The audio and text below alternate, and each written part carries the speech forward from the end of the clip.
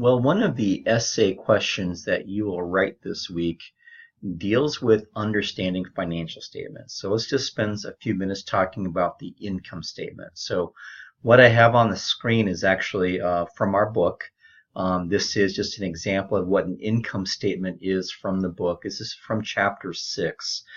So chapter 6 is your source for financial statements. And I would expect that many of you have done accounting in the past or currently do or taken an accounting class at some point in time in your life, and you can certainly rely on some of that background to answer the essay about the financial statements. But just in case it's new to you or you just need that refresher, that's what this is about. So again, review chapter 6, and then an income statement shows you revenues less expenses. Okay. In this example, we have sales revenues, and then we subtract from sales revenues cost of goods sold. So to produce a revenue, if I'm a merchant, I have to buy inventory from a supplier, and then I sell that inventory to my customer at a price higher than my cost. That's cost of goods sold. So my cost of goods was $80,000. I sold those goods for $145,000. The gross profit is $65,000. That's just in this budget column I'm looking at.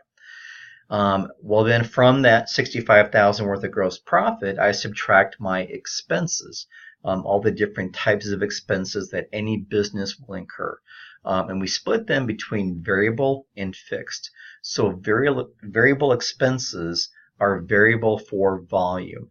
The more things that I sell, the higher the variable expenses will be. Typically with a variable expense, I only incur it if I sell something. So there's variability in what those are. It's related to sales.